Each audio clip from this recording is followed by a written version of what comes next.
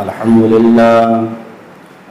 لله نحمده ونستعينه ونستغفره ونعوذ بالله من شرور أنفسنا ومن سيئات أعمالنا من يهده الله فلا مضل له ومن يضلل فلا هادي له وأشهد أن لا إله إلا الله وحده لا شريك له وأشهد أن محمدا عبده ورسوله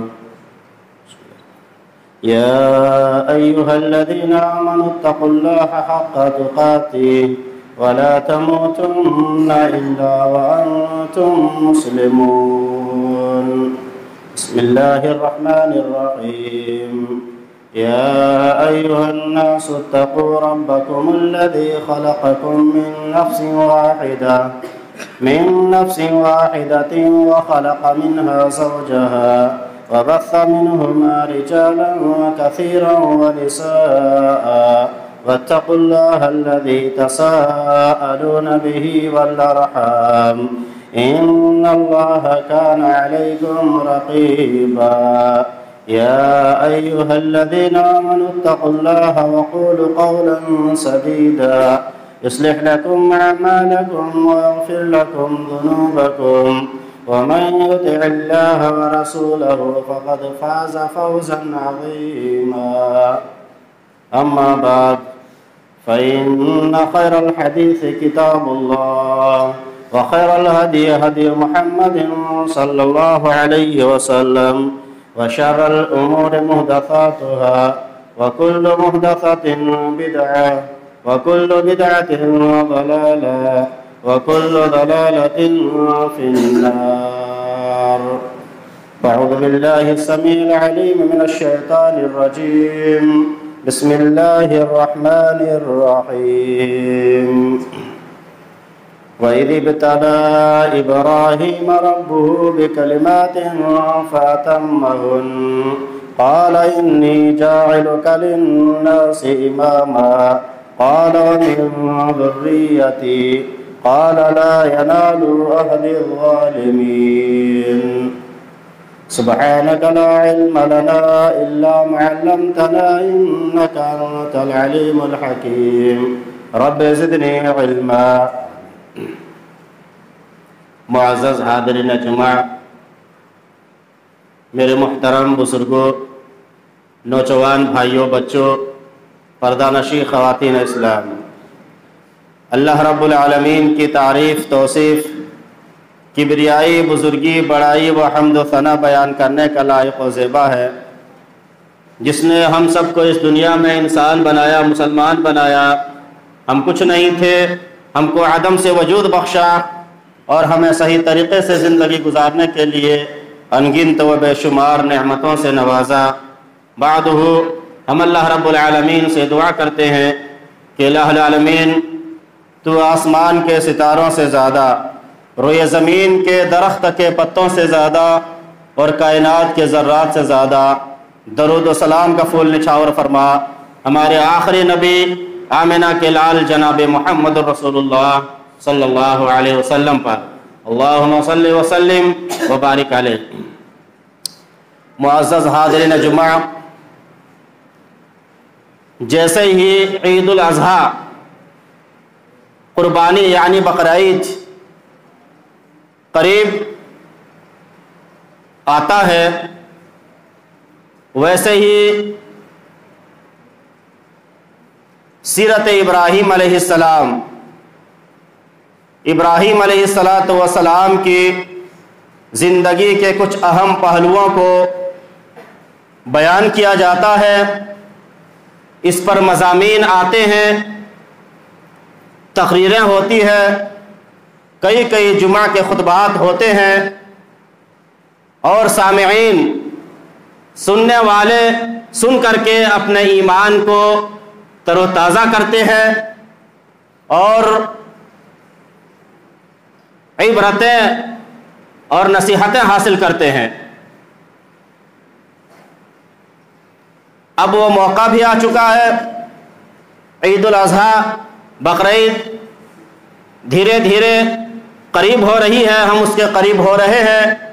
اس لیے میں مناسب سمجھتا ہوں کہ سیرت ابراہیم علیہ السلام کے کچھ اہم پہلوؤں کو آپ کے بیچ موقع اور مناسبت کو دیکھتے ہوئے رکھ دوں۔ حافظ ریحان نے مجھے خطبہ کے لیے کہا تو میں نے بھی اسی موضوع کو منتخب کیا، چونکہ وقت کا تقاضا بھی یہی ہے۔ تو آئیے، اللہ تبارک و تعالی نے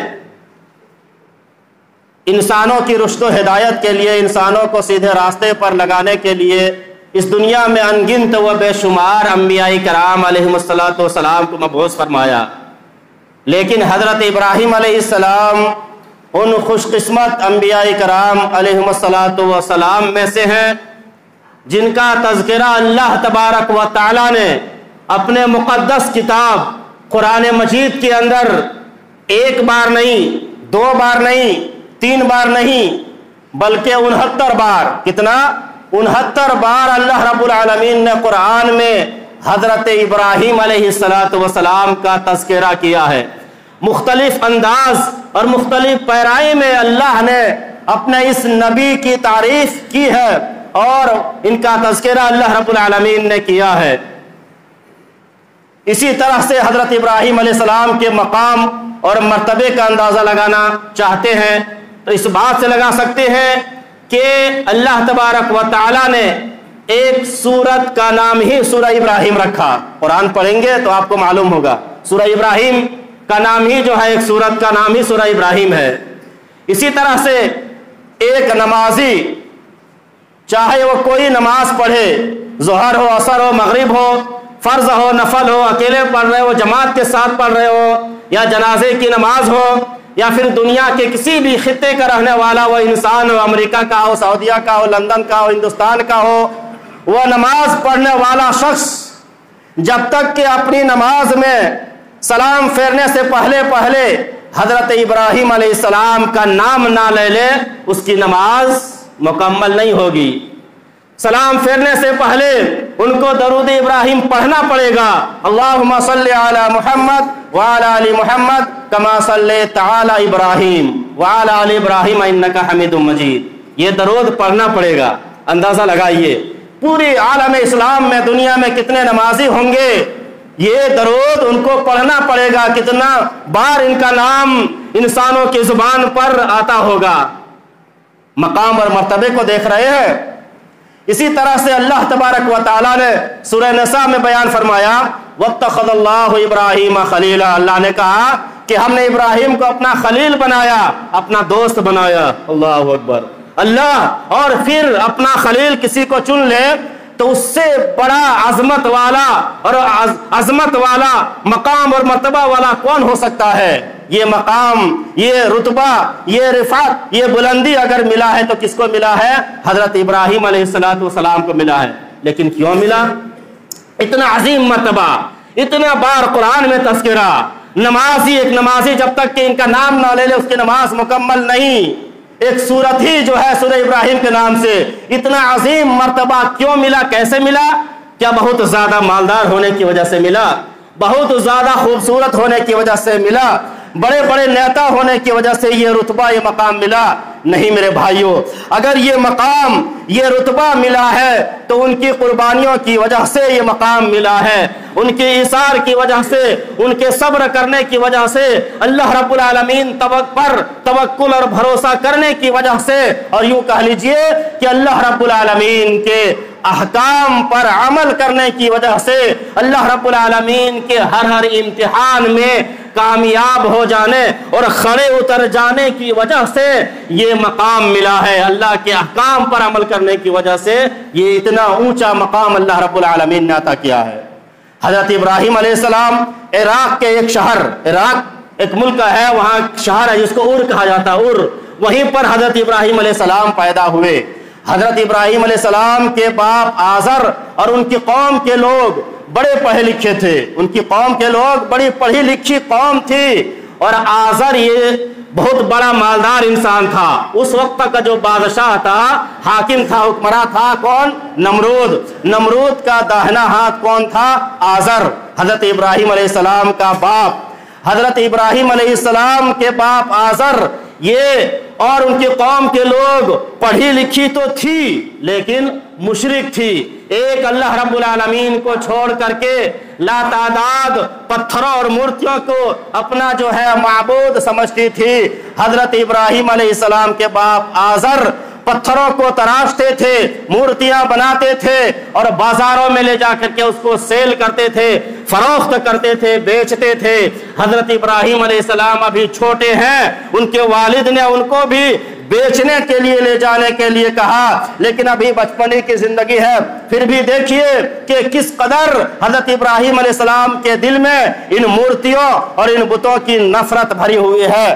اپنے باپ کے حکم کی تعمیل کرتے ہوئے مورتیوں کو بیچنے کے لیے لے جا رہے ہیں، گھسیٹتے ہوئے زمین پر لے جا رہے ہیں اور کہہ رہے ہیں بازار میں بیچنے کے لیے لے جا رہے ہیں ان کے جو اپنے باپ کے حکم کے مطابق، اور یہ پکار لگا رہے ہیں کہ کون ہے جو اس نینگڑا کو، لولا کو خریدے گا، جو نہ بول سکتا ہے، نہ چل سکتا ہے، نہ کسی کے جواب دے سکتا ہے، ان مورتیوں کو کون خریدے گا۔ چنانچہ حضرت ابراہیم علیہ السلام کچھ اور بڑے ہوئے، جب ہوش کے ناخن لیا، جب ان کو شعور آ گیا تو اپنے باپ کو دیکھا، اپنے قوم کے لوگوں کو دیکھا کہ کس قدر شرک میں ملوث ہے، ایک اللہ رب العالمین کو چھوڑ کر کے جو ہے لا تعداد مورتیوں کے سامنے جھکتے ہیں۔ چونکہ حضرت ابراہیم علیہ السلام اب اللہ رب العالمین کو پہچان چکے تھے، اللہ رب العالمین نے ان کو ہدایت دے دیا تھا، توحید ان کے دل میں جاگزی ہو چکی تھی، بیٹھ چکا تھا توحید کہ یہ آسمان و زمین کا پیدا کرنے والا اللہ رب العالمین ہے، ہم کو اللہ رب العالمین نے پیدا کیا ہے اور ایک دن قیامت قائم ہوگی۔ یہ ساری چیزیں حضرت ابراہیم علیہ السلام کے ذہن و دماغ میں شعور اور عقل آنے کے بعد بیٹھ گئی، اللہ کو پہچان لیا، توحید ان کے دل کے اندر آ گئی۔ تو پھر اب جو ہے وہ اپنے قوم کو دیکھا، اپنے باپ کو دیکھا کہ یہ لوگ مشرک ہیں، بتوں کے سامنے جھکتے ہیں، ان کو بناتے ہیں اور پھر لے جا کر کے بازار میں ان کو بیچتے ہیں۔ اس لیے سمجھانے کی کوشش کی، اور اس کے لیے سب سے پہلے حضرت ابراہیم علیہ السلام نے کس کو سمجھایا؟ اپنے باپ کو سمجھایا، اور بڑے پیارے انداز سے سمجھایا۔ کیا فرمایا؟ اللہ رب العالمین نے 16واں پارہ سورہ مریم کے اندر اس کا پورا نقشہ کھینچ کر کے رکھ دیا ہے۔ پڑھیے قرآن کو ترجمہ کے ساتھ، ایمان تر و تازہ ہو جائے گا میرے بھائیوں۔ بڑے پیارے انداز سے سمجھاتے ہیں، یا ابت لما تعبد ما لا يسمع ولا يبصر ولا يغني عنك شيئا۔ حضرت ابراہیم علیہ السلام اپنے باپ سے کہتے ہیں کہ میرے پیارے ابو جان، آپ ان چیزوں کی پرستش کیوں کرتے ہیں، نہ سن سکتی ہے، نہ دیکھ سکتی ہے، اور نہ کوئی آپ کے کام آ سکتی ہے، آپ ایسی چیز کی پرستش کیوں کر رہے ہیں؟ حضرت ابراہیم علیہ السلام کے باپ آزر نے کیا جواب دیا جانتے ہیں؟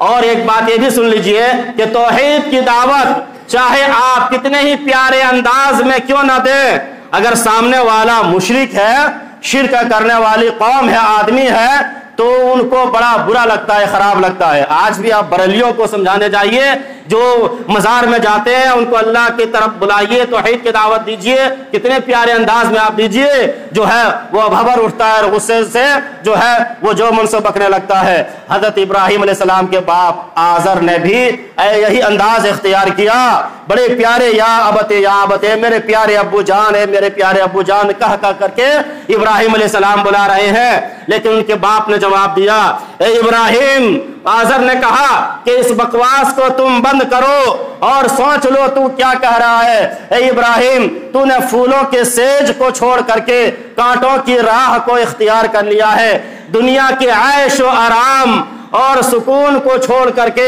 مصیبتوں والی زندگی تم نے جو ہے اختیار کرنے کا فیصلہ کر لیا ہے۔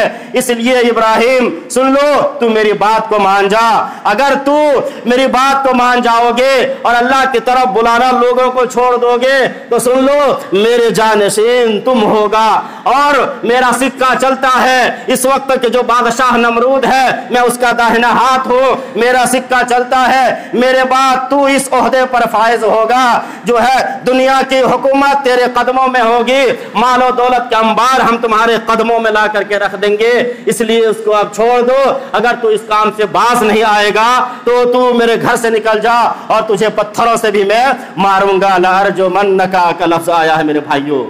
اب حضرت ابراہیم علیہ السلام محبت کے دو راہ پر کھڑے ہیں، ایک طرف باپ کی محبت ہے اور دوسری طرف جو ہے اللہ رب العالمین کی محبت ہے۔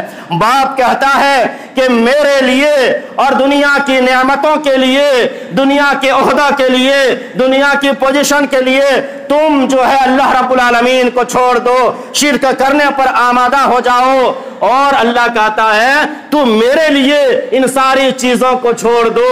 اب کیا کریں؟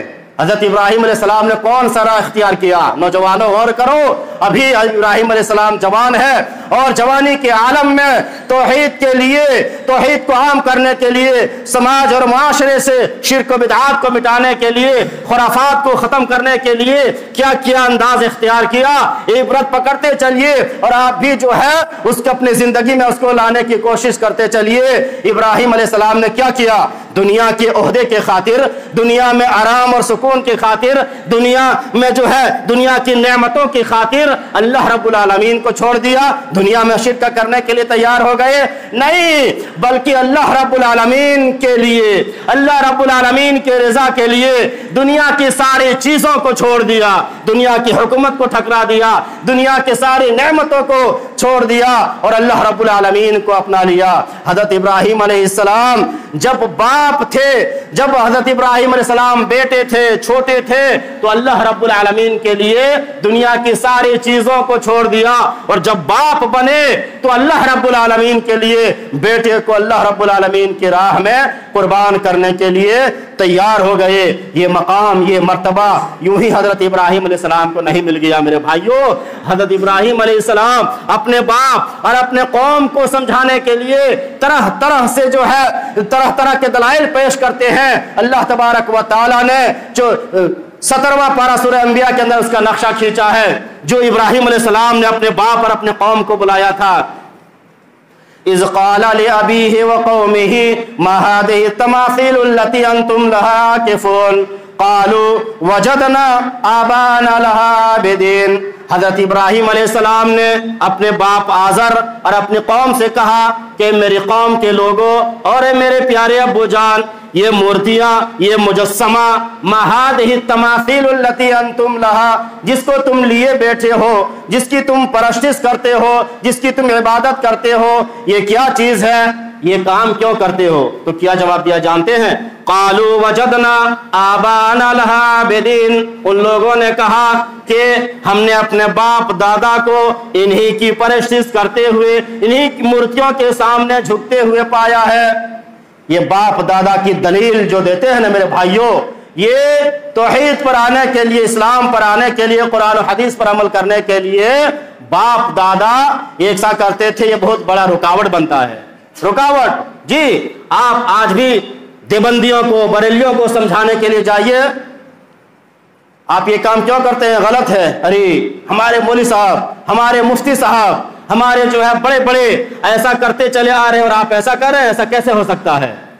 یہ باپ دادا کی دلیل وہ کفار و مشرکین دیا کرتے تھے، اور وہ صرف بریلی دیوبندی نہیں، ہمارے اہل حدیث میں بھی ایسا پایا جاتا ہے، جو اپنے آپ کو اہل حدیث کہتے ہیں، جب آ کر یہ کوئی بات بتاتے ہیں، صحیح بات قرآن و حدیث کی بات، تو کہتے ہیں یہ مولوی صاحب بھی پڑھی کیا لو ریٹا بتا، ہم نے بتاؤ اتنا دن سے ہم نے کرتے یار، یہ کیا یہ غلط ہے؟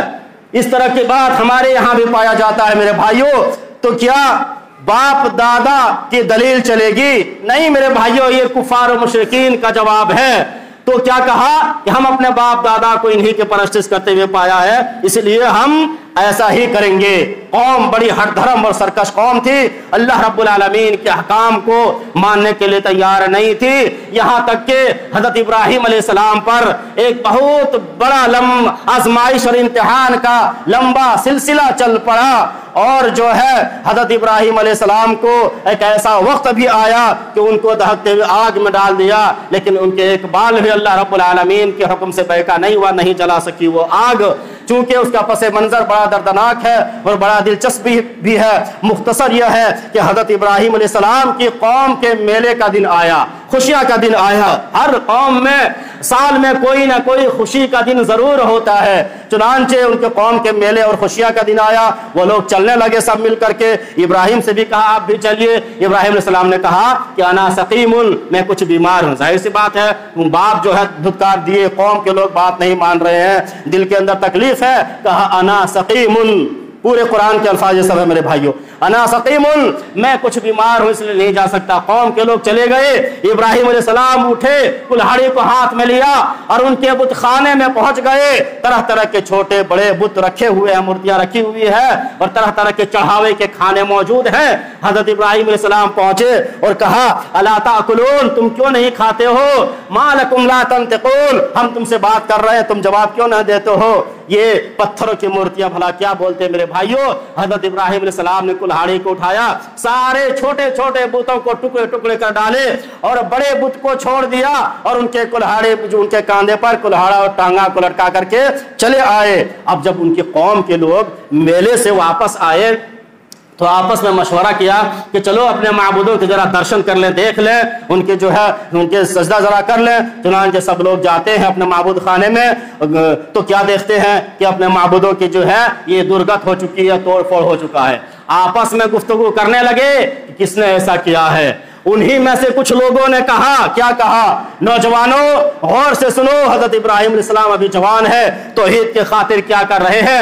اللہ رب العالمین کی رضا کے لیے، سماج اور معاشرے سے شرک و بدعات کو ختم کرنے کے لیے جوان ہے، کیا کر رہے ہیں؟ ذرا اپنے اندر بھی جوان آدمی اور ڈالنے کی اس بات کو کوشش کرے، اپنے ذہن و دماغ میں بٹھانے کی کوشش کرے۔ وہ لوگ کہنے لگے کہ ہم نے سنا ہے ایک جوان آدمی کو کہ اس کا تذکرہ کر رہا تھا۔ اللہ نے سورہ انبیاء کے اندر 17 پارہ کے اندر بیان فرمایا، قالوا سمعنا فتى يذكرهم يقال له ابراہیم، ان لوگوں نے کہا سمعنا، ہم نے سنا ہے، فتن ایک جوان آدمی کو، ایک جوان آدمی ہے، یذکرهم یقال له ابراہیم، جو ہمارے معبودوں کے بارے میں تذکرہ کر رہا تھا، اس کو ابراہیم کہا جاتا ہے۔ جوان کا لفظ قرآن میں جوان ہے، اور دیکھ رہے ہیں سماج اور معاشرے سے شرک و بدعات کو ختم کرنے کے لیے کیا کیا انداز اختیار کر رہے ہیں۔ اور آج ہمارے نوجوان ہیں میرے بھائیوں، ناچ گانے اور طرح طرح کے بدعات و خرافات میں لگتے ہیں۔ یہ شرک و بدعات کیا ختم کریں گے؟ اندازہ لگائیے، آج فلمی اسٹائل بال ایسے کٹاتے ہیں، لگتا ہے کہ جو ہے کوئی چیز ہے اس کے سارے نہیں ہے، ایسے نوجوان آج ہے۔ اور وہ نوجوان کیسے تھے؟ شرک و بدعات کو ختم کرنے کے لیے سماج اور معاشرے سے کیا کیا انداز اختیار کیے ہیں، آپ اندازہ لگا سکتے ہیں۔ حضرت ابراہیم علیہ السلام کا نام لیا کہ ایک جوان آدمی ہے جو ہمارے معبودوں کو برا بھلا کہتے تھے۔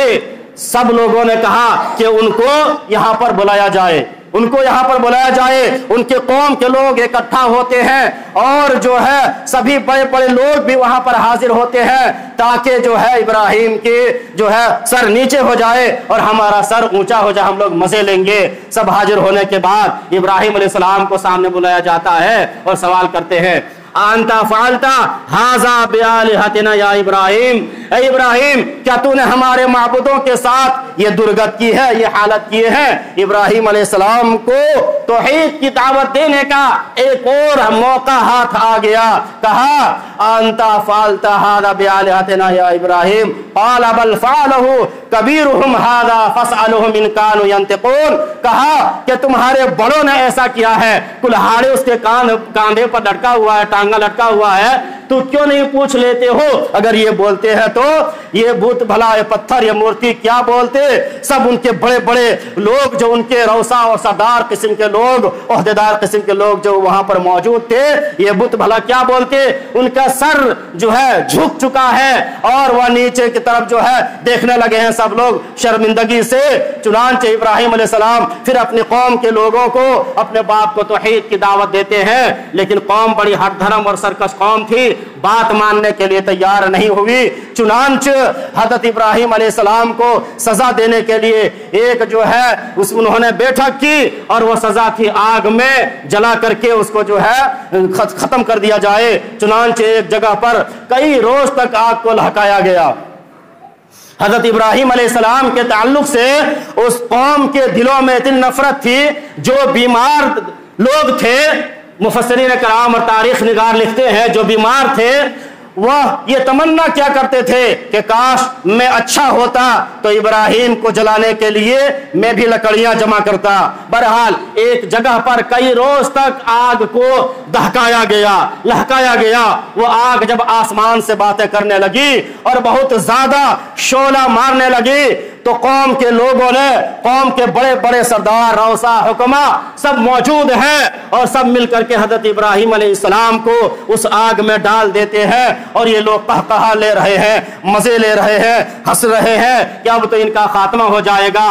लेकिन अल्लाह रब्बुल आलमीन जिससे रखे उससे कौन चखे। अल्लाह रब्बुल आलमीन की तरफ से आवाज आती है, कुल्ना या नारु कूनी बरदम व सलामन अला इब्राहिम। अल्लाह रब्बुल आलमीन ने कहा, ए आग तू हजरत इब्राहिम अलैहिस्सलाम पर ठंडी और सलामती बन जा। ठंडी और सलामती दोनों का लफ्ज आया है, यानी मुअतदिल ठंडा, इतना ठंडा नहीं कि ठंड की वजह से भी आदमी मरता है। सुने होंगे ठंड की वजह से यहाँ इतना आदमी मर गया, इतना ठंडा नहीं बल्कि सलामती वाला ठंडा, अमन सुकून वाला ठंडा। इतना ठंडा हो जा जितना इब्राहिम अलैहिस्सलाम बर्दाश्त कर सके। वैसे ही आग जो है ठंडी हो गई। इब्राहिम अलैहिस्सलाम आराम और सुकून से आग से निकल आते हैं और अल्लाह रब्बुल आलमीन के हुक्म से एक बाल भी उनका बेका नहीं हुआ। बहरहाल हजरत इब्राहिम अलैहिस्सलाम की जिंदगी पर अगर गौर करेंगे तो शुरू से लेकर आखिर तक इब्तिला व आजमाइश के दौर से भरी हुई मिलेगी और हर अल्लाह के हर हुक्म पर इब्राहिम अलैहिस्सलाम खड़े उतरते गए, अल्लाह रब्बुल आलमीन की बात मानते गए। तो अल्लाह रब्बुल आलमीन ने उनको अपना दोस्त बनाया, लोगों का इमाम बना दिया। कुरान में इतना अजीम मर्तबा उनको दिया। मेरे भाई और दोस्तों, हजरत इब्राहिम अलैहिस्सलाम की जिंदगी में हम इंसानों के लिए, हम मुसलमानों के लिए बहुत बड़ी बड़ी इबरतें हैं और नसीहतें हैं। सुन करके और पढ़ करके अमल करने की जरूरत है। मेरे भाइयों, अभी इम्तिहान और आजमाइश के मराहिल खत्म नहीं हुए हैं। इब्राहिम अलैहिस्सलाम बूढ़े हो चुके हैं, 80 और 85 साल की उम्र हो गई है, कोई औलाद नहीं है इब्राहिम अलैहिस्सलाम को। इसलिए उनको फिक्र लगी कि अब मेरे बाद इस तौहीद की दावत को कौन जारी रखेगा, लोगों को अल्लाह की तरफ कौन बुलाएगा। इसलिए अल्लाह रब्बुल आलमीन से दुआ करते हैं, रो रो करके अल्लाह रब्बुल आलमीन से मांगते हैं। क्या मांगते हैं? रब्बी हबली मिनस सालिहीन, ए अल्लाह तुम मुझे साले और नेक औलाद अता फरमा। हजरत इब्राहिम अलैहिस्सलाम ने साले और नेक औलाद मांगा। अल्लाह रब्बुल आलमीन ने इतना साले और नेक औलाद अता फरमा दिया कि अपने आप को अल्लाह रब्बुल आलमीन की राह में कटवाने के लिए, कुर्बान होने के लिए हजरत इब्राहिम अलैहिस्सलाम तैयार हो गए। इतना साले और नेक अता किया था, साले औलाद मांगा था ना, साले अल्लाह ने दिया। आज हम शिकायत ये करते हैं कि हमारे औलाद, हमारे बेटे हमारी बातों को नहीं मानते हैं, हमारी बात से हम कुछ कहते हैं वो कुछ करता है, हमारी कोई बात नहीं सुनते हैं। मेरे भाइयों, क्या हम अल्लाह रब्बुल आलमीन से साले औलाद मांगते हैं, नेक औलाद मांगते हैं? हम कभी ये कहते हैं अल्लाह तू मुझे साले और नेक औलाद अता फरमा?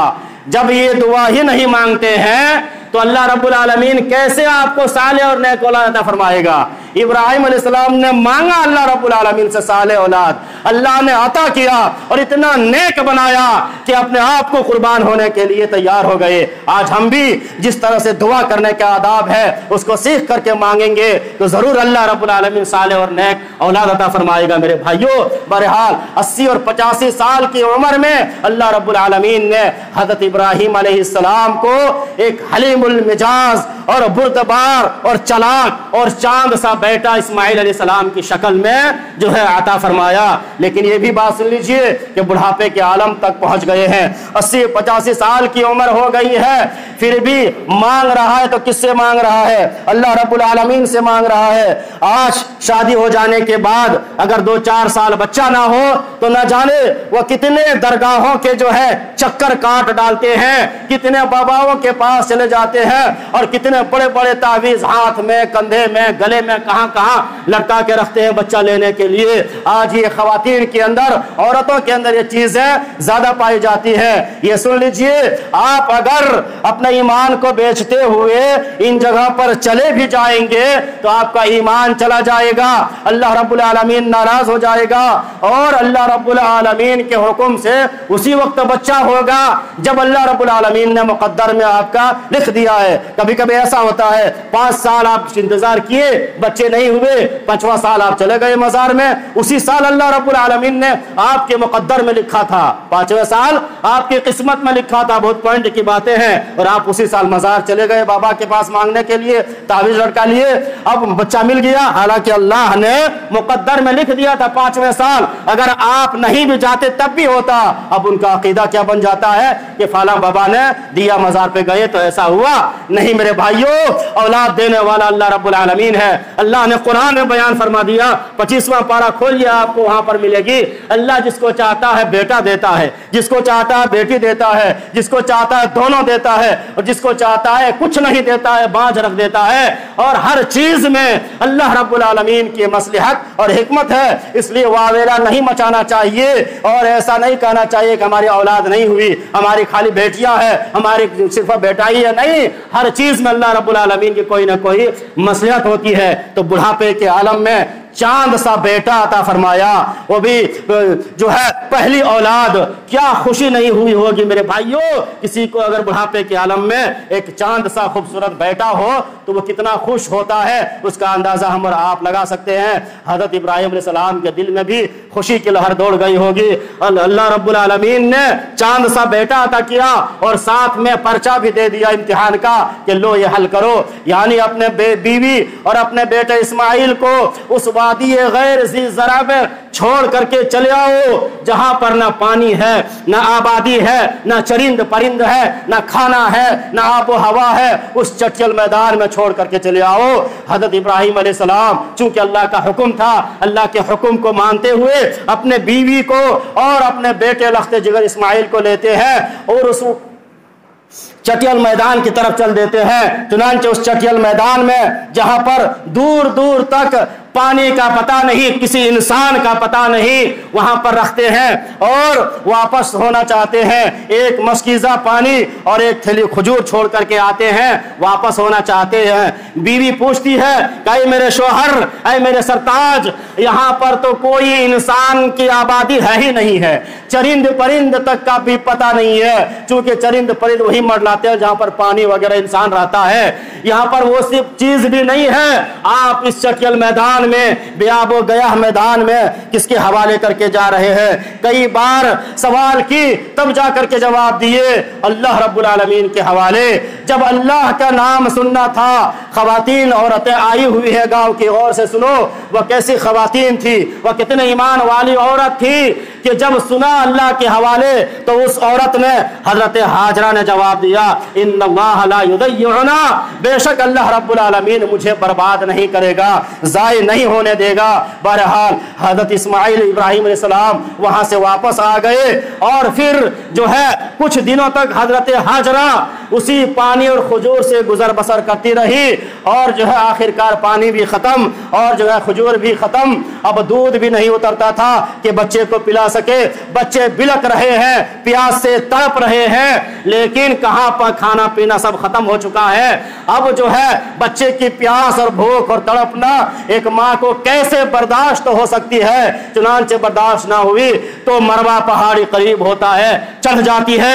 کوئی انسان نظر آ جائے, کہیں پانی نظر آ جائے, کوئی قافلہ نظر آ جائے کہ میں اسے تھوڑا سا کھانا پانی لے لوں, کچھ نہیں نظر آتا ہے. صفا سے مروہ آتی ہے, کچھ نہیں نظر آتا ہے. صفا سے مروہ, مروہ سے صفا, صفا سے مروہ, مروہ سے صفا, یہ 7 چکر آئی گئی. آخر کار جب مروہ پہاڑ پر تھی, جب وہ کوشش جتنی کرنی تھی کر لی, تب جا کر کے اللہ رب العالمین سے دعا کرتی ہے کہ اللہ, میں ایک عورت ہونے کے ناطے جتنے کوشش کرنی تھی میں کر چکی ہوں. اے اللہ, اب میں نہیں جانتی ہوں کہ میری اولاد کیسے, میرے اسماعیل کی جان کیسے بچے گی, تو ہی جانتا ہے, تیرے حوالے کرتی ہوں.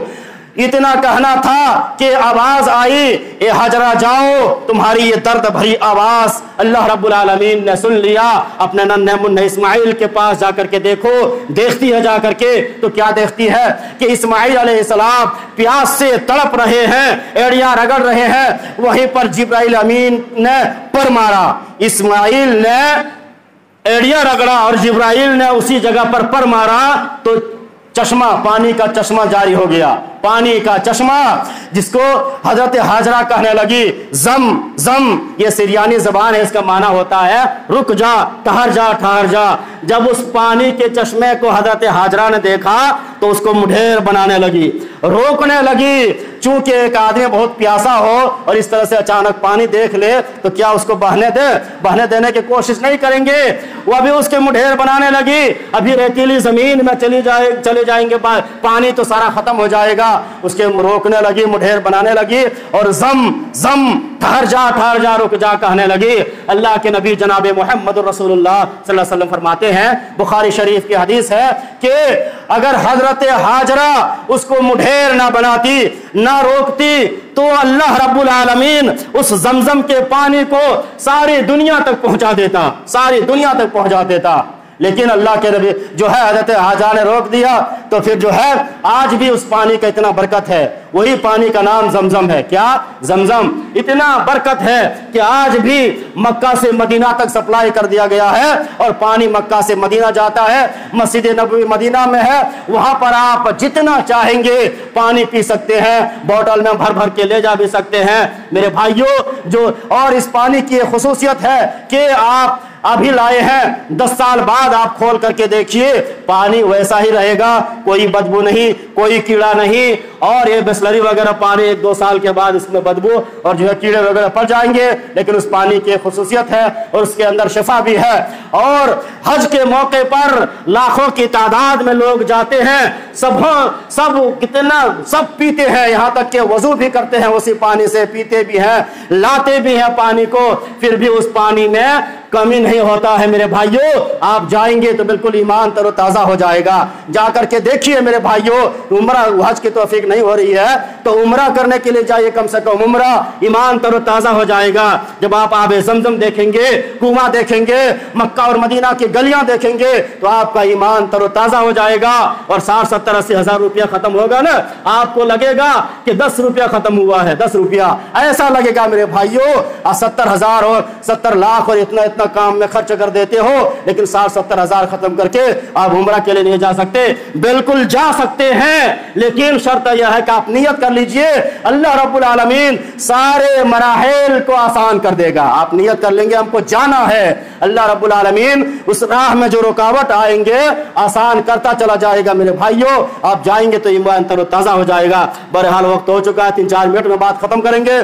حضرت ہاجرہ نے جب یہ دوڑ لگائی 7 چکر، اللہ رب العالمین کو اتنا یہ ادا پسند آیا کہ حج کا ایک رکن قرار دیا کہ جب تک کوئی آدمی حج کرنے جائے اور صفا اور مروہ کے چکر نہ لگائے اس کا حج مکمل نہیں ہوگا۔ میرے بھائیوں، ابراہیم علیہ السلام اس میں بھی کامیاب ہوئے۔ کچھ دنوں کے بعد ایک عرب کا ایک قبیلہ بنی جرہم کا وہاں پر گزر ہوا تو حضرت ہاجرہ سے اجازت مانگی اور وہاں پر رہنے لگی۔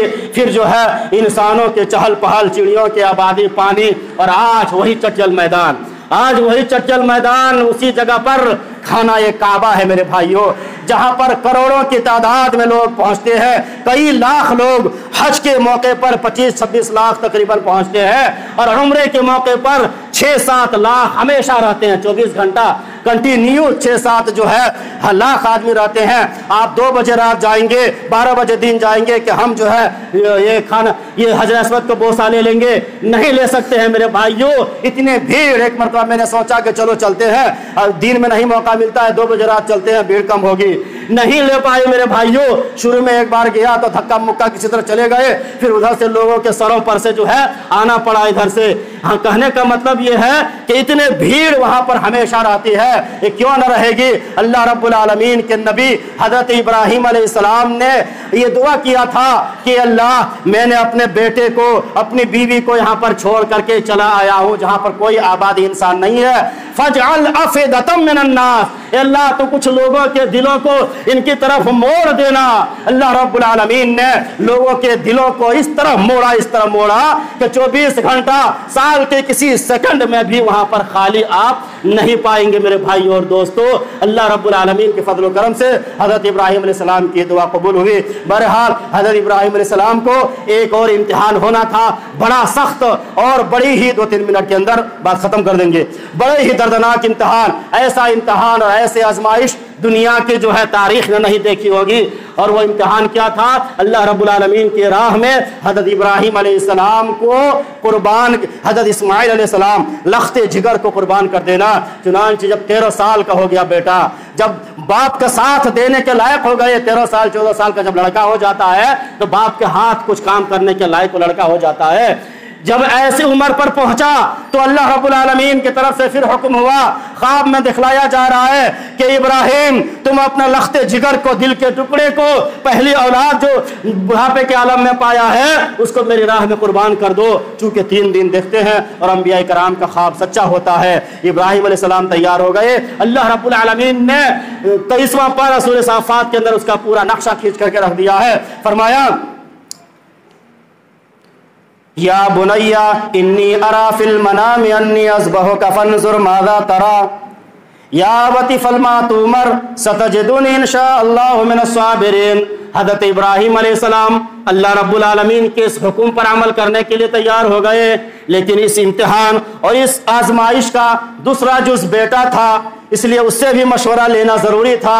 اس لیے حضرت ابراہیم علیہ السلام نے اپنے بیٹے سے فرمایا یا بنی انی ارا، اے میرے پیارے بیٹے، میں نے خواب میں دیکھا ہے کہ میں تجھے ذبح کر رہا ہوں، فانظر ماذا تری، میرے بیٹے اس میں تیرے کیا رائے ہے، تیرا کیا مشورہ ہے۔ بیٹا آخر کس کا بیٹا تھا؟ حضرت ابراہیم علیہ السلام کا بیٹا، ہر آزمائش میں کھڑے اتر جانے والے باپ کا بیٹا۔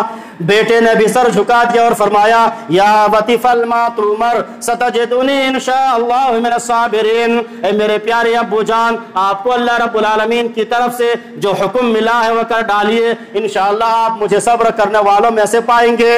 دونوں باپ اور بیٹے ایک قربان کرنے کے لیے اور ایک قربان ہونے کے لیے تیار ہو جاتے ہیں، میدان میں پہنچ جاتے ہیں۔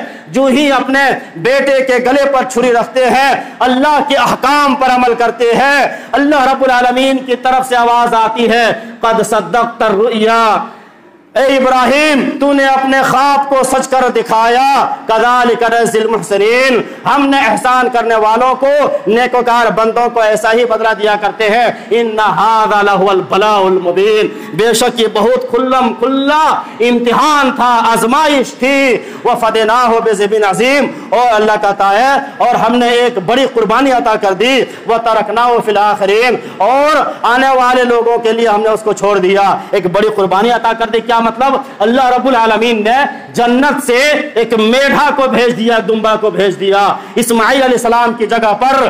پھر جو ہے ابراہیم علیہ السلام نے اپنے بیٹے اسماعیل کی جگہ پر اسی دمبے کو ذبح کیا۔ میرے بھائیوں، اور بھی قربانی کے بہت سارے مسائل ہیں، اب اپنے امام سے سنتے رہیے گا۔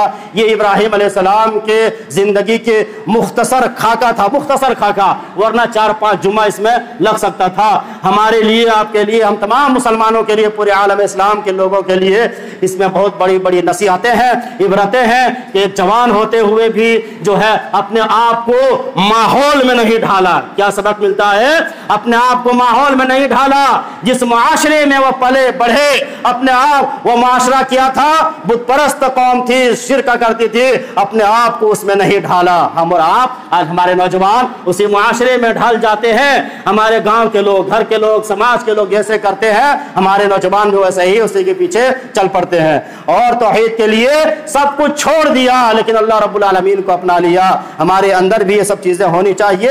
اللہ رب العالمین کی توحید بہت بڑی چیز ہے۔ اگر آپ کے پاس توحید ہے تو آپ جو ہے سمجھ لیجئے کہ توحید کی وجہ سے ایک انسان کامیاب ہو سکتا ہے، ہو جائے گا۔ اگر توحید نہیں ہے، نماز نہیں ہے زندگی کے اندر، تو کامیاب ہونا جو ہے یہ بہت بڑا جو ہے مشکل ہے میرے بھائیوں۔ اس لیے توحید کے ساتھ ساتھ عمل ہونا چاہیے۔ نماز کی پابندی ہم مسلمانوں کو کرنا چاہیے۔ اللہ رب العالمین سے ہم دعا کرتے ہیں کہ الہ العالمین تو ہم تمام لوگوں کو قرآن و حدیث کو سمجھنے اور سمجھنے کے ساتھ ساتھ اس پر عمل کرنے کی توفیق عطا فرما، آمین۔ تقبل یا رب العالمین۔ بارک اللہ لنا ولکم فی القرآن العظیم ونفعنا وإیاکم بالآیات والذکر الحکیم، انہ تعالی جواد کریم ملک بر رؤوف رحیم۔